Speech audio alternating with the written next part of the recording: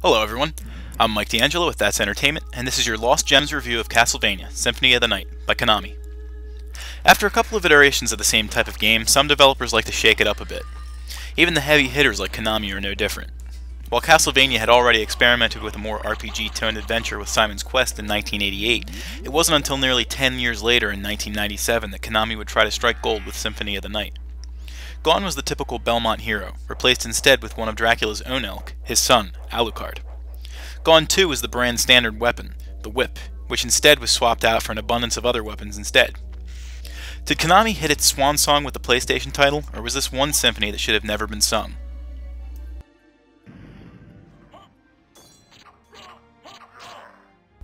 The major characteristics of a Castlevania game are still present in Symphony of the Night. Dracula's castle has suddenly appeared, and it's up to a stalwart hero to defeat Castlevania's host and save the day. Several glaring differences show up in this Konami classic. For one, Richter Belmont has gone missing. This leaves Dracula's own son to clean up the mess. In addition to this, multiple friendly characters show up in the story, including a friendly librarian and a mysterious woman who has some connection to the Belmont.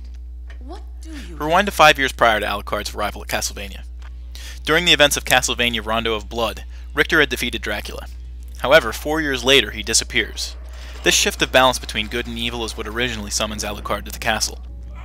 Nearly immediately upon showing up at his father's doorstep, however, the son of Dracula is relinquished of all his equipment by Death, the Grim Reaper himself.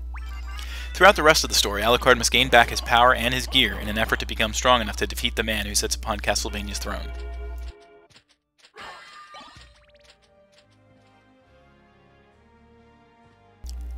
With shades of many of the previous Castlevania titles, Symphony of the Night knew not to stray too far from its roots. The usual side-scrolling format returned, complete with sub-weapons and hearts, but nearly everything besides that changed. Alucard is an ever-growing protagonist. Each killed enemy awards experience points that eventually cause him to level up. And when he does reach the next level, he does more damage, takes less, has more hit points, can carry more hearts, and has more magic.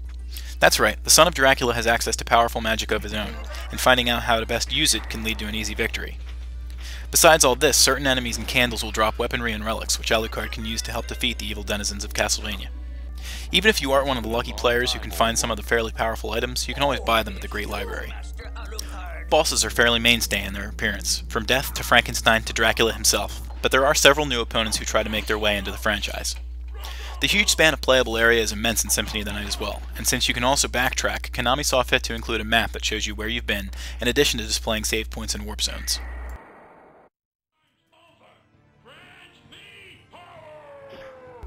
The typical 2D Castlevania fare was part of Symphony of the Night, but the PlayStation allowed for a fairly notable graphical overhaul compared to the prior generations of gaming. Certain spell and special weapon effects really looked impressive, and the system allowed for some pretty epic boss battles.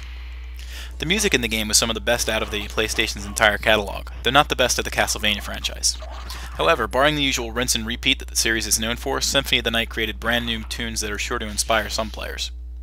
Voice work was a little spotty. Characters sound a little wooden or robotic, but considering the time, it wasn't so bad. Some of the dialogue was a little funny too, but the game ended up producing some of the most famous lines of video gaming history. What is a man?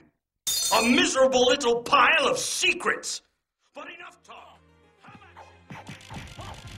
Whereas most of Castlevania's earlier titles were a straight walk from the entrance of the castle to the throne room, Symphony of the Night tasks your hero with a few different missions. With this in mind, there's a lot of backtracking. In addition to this, leveling up to perform better leads to a lot of replay value. Without giving too much away to those few who have yet to play this classic, even when you think you're at the end of the game, you're truly not. And even when you do beat the game, the fun does not have to end there, courteous of some hidden gameplay modes.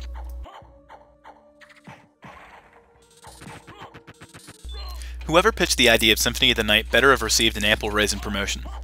Not only was the game worthy of tremendous critical acclaim, it also paved the way for the fairly successful Game Boy and DS lineup of Castlevania titles that use the same setup.